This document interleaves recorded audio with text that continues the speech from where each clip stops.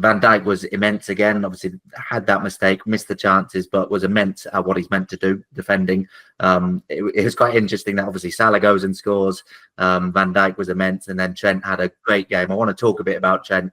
Obviously, those three, we know about their situations. We talked about it a lot, but Trent certainly fired a reminder to people about how good he is, how important he is, because there was talk after midweek, Conor Bradley, the tackle heard around the world, the performance he put in against Real Madrid, a slight bit of talk about, okay, do we need Trent? Is he the most important player? Like, because Bradley was so good, but Trent showed glimpses of what only he can do from right back, really, in that City game, didn't he?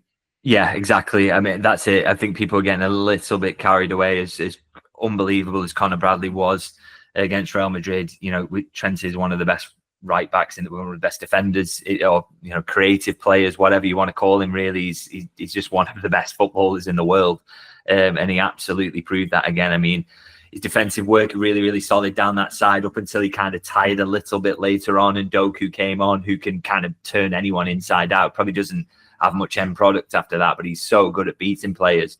But aside from that, I thought Trent was really solid defensively, and then just showed that he's capable of doing things that not many players in world football are capable of doing. Not just that ball he plays for the opening goal, but there's one he puts on that curves into out against Nathan Ake later in the game. It's just ridiculous. It's a quality that not many players possess. And so, yeah, it was a good reminder to people that, don't get too carried away with how good Conor Bradley is. And he is brilliant, by the way. Trent Alexander-Arnold is right up there and he's a key player who Liverpool can't afford to lose, and they do need to find some sort of agreement on this contract soon because the clock is ticking.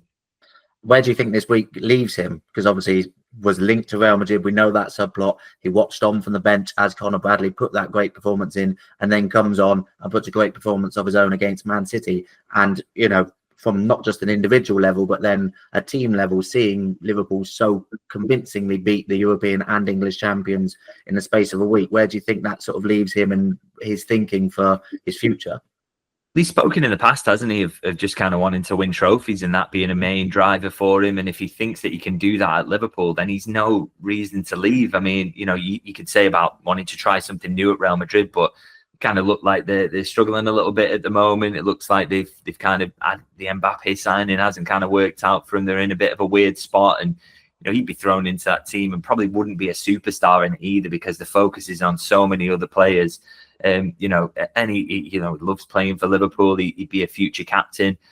And I think all those questions about whether this team will challenge for trophies is being answered by the performances on the pitch so far this season. So, that's got to help kind of convince him. And I remember a kind of conversation that Jurgen Klopp had with Felipe Coutinho not long before he actually left, where Klopp kind of spelled out to him, look, I think Barcelona are going in this direction, and I think Liverpool are on the up, and I think we're going to be a side that challenges for major honours in the coming seasons. And he couldn't convince Coutinho that was the case. He went to leave, and then obviously not too long down the line, then Barcelona get beat 4-0 at Anfield, and Liverpool go and win the European Cup. They go and win the Premier League, and Barca kind of struggled in the years since. So, Klopp was absolutely right in that situation. And I think you could make a similar argument to Trent here. Look, this is just the start under Arne Slot. We look like we've got a really good chance of major silverware.